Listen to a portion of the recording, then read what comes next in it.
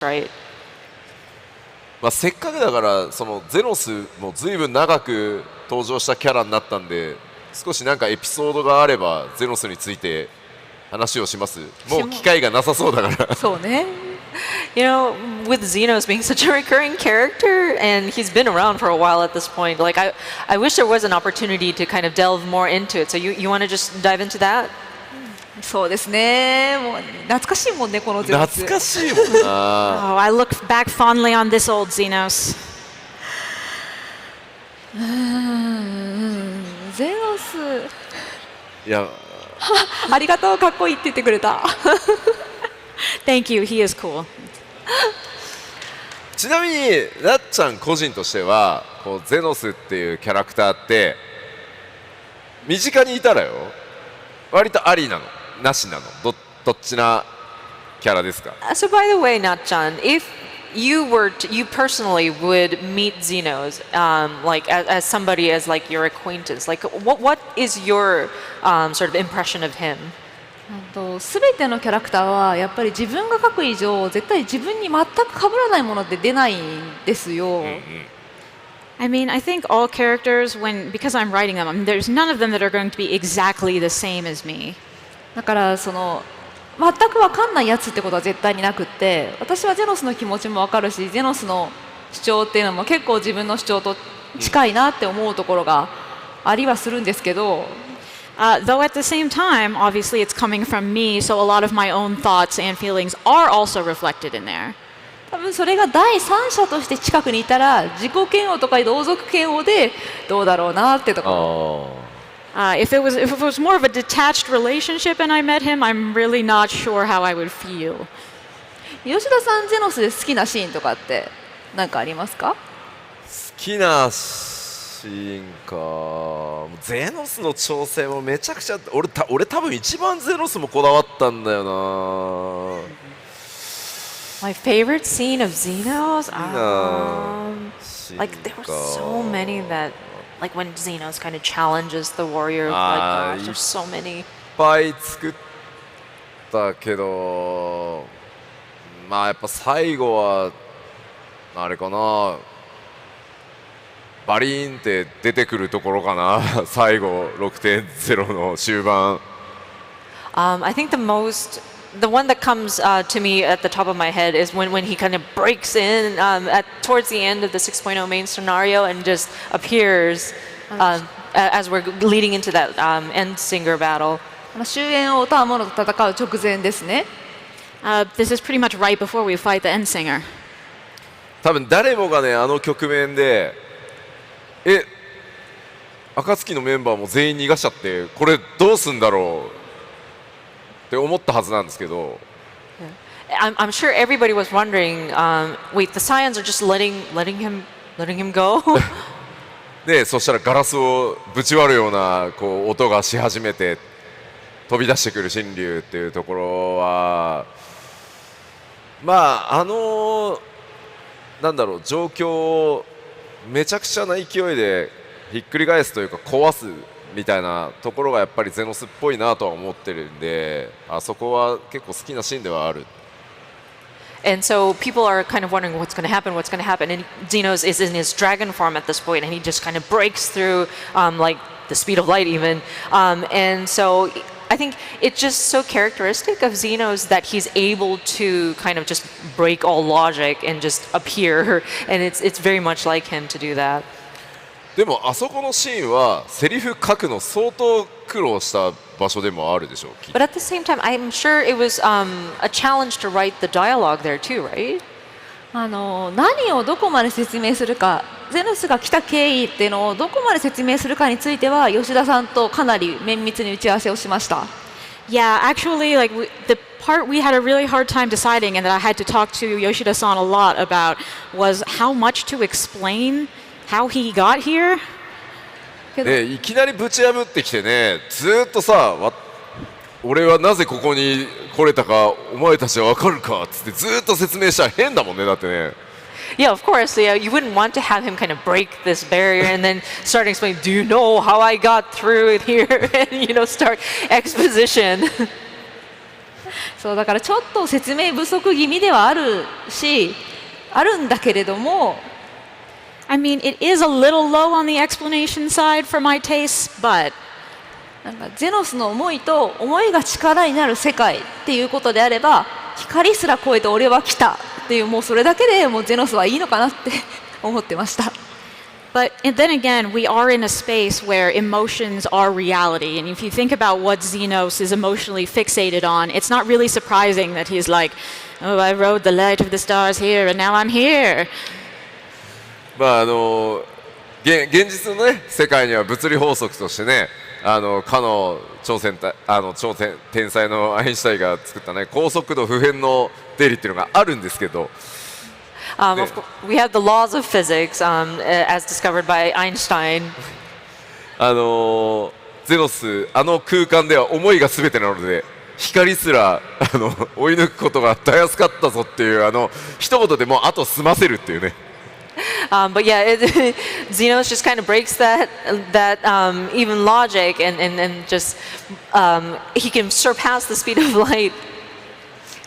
でも、あそこもやっぱりこうさっきのゼノスが好きだって言ってくださる方ともうこいつなんてもう本当にうんざりだっていう人の両方でも局面はその竜の背に乗って戦うしかないので、ただお互いにパーティーを組んで共闘してるわけじゃないっていうのをどうやって演出しようかっていうので、あそこもめちゃくちゃ大変だった。And I know we earlier touched upon those people who love Xenos, but then those who can't stand him. And we were very careful about taking into consideration both ends of the spectrum. So when we had kind of the Warrior of Light jump onto Shinryu or Xenos in his dragon form and fighting, it was a challenge for us to make sure that it doesn't look like they've kind of buddied up and got into a party and started fighting. まあだから時のウォリアー・オブ・ライト光の戦士はもうゼノスの力なんか借りて戦うつもりはないけど、とりあえず終焉を歌う者を倒すために足場がないから仕方ないからもう足場として使おうっていう考え方だし。So yeah, when we're looking at it from the Warrior of Light's perspective, he doesn't want to get Xenos' help, but then the only way he can reach Endslinger is to kind of utilize Xenos in his dragon form as his sort of platform. まあゼノスはゼノスでね、お前と戦うために来たんだからさっさとあいつ倒せよって仕方ないな、俺がバトルフィールドやってやるよっていう。And Xenos is Xenos. Xenos wants to just fight with his friend and have that sort of challenge match go on. So he just wants Warrior of Light to finish fighting and defeating the Endslinger. So fine, I'll be the platform on which you will fight. でもそれってすごい大事で、そういう意味、そういう意図でやってるからこそゼノスって他の星々がどう絶望してようが絶望しない。It's possible, like that was very important, that sort of not quite friendly sort of one very determined perspective. And it's possible because this is the perspective that Xenos is approaching it from, that he was completely invulnerable to the despair that everyone else was falling into. 結果的にだから勝てた。まあコンビと言っていいのかわからないけれども、嫌々ながらというか意図してない仲間ではない共闘がなかったら勝てなかったじゃないかなって私は思います。It's possible if they had had more of a friendly relationship there, it would not have worked for defeating the Endsinger. まあ一応それにまつわるセリフとしてはね、ベーネスのセリフにそのアゼムのクリスタルを持っていた元の持ち主はこう言っていたわよっていうセリフで、まあ本当にやばいどうにもならない状況を打ち破るときはそのクリスタルで呼ばない何かがそれを打ち破ってくれるって言い残してたから、それにばっかり頼るんじゃないよ的な話があるんですけど、まあそれがまさにシーンだよね。And there was additional dialogue that kind of supports that. It was spoken by Vana talking about the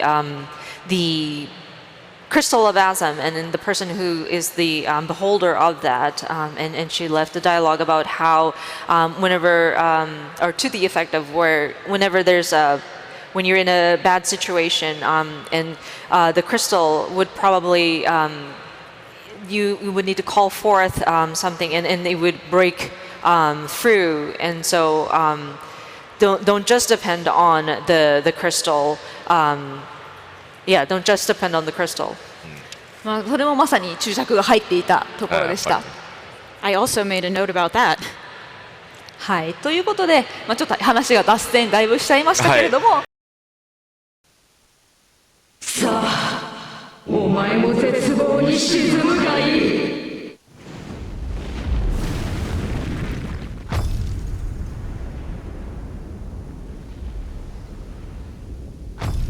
これは私の巣に何が起きている。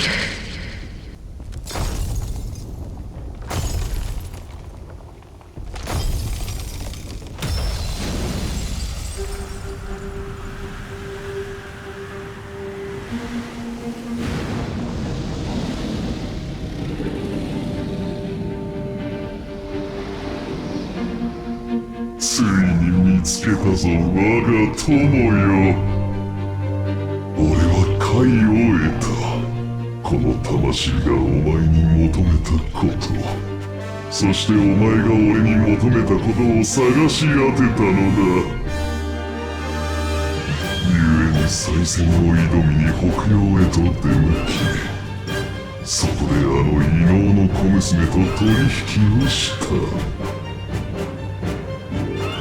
暁が窮地にあれば一度だけ手を貸すこと、それを条件にお前のいる天の果てへ向かう術を得たのだ。俺はマザークリスタルの残りを食らい、再び竜となって星を渡った。お前との戦いを思えば光すら追い抜くのは造作もなかったぞ。さて、あれがお前の獲物か。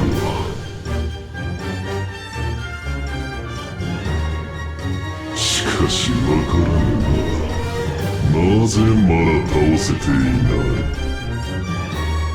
邪悪も絶望もお前をその気にすらさせられないと俺に示していただろう。あれは偽りだったのか。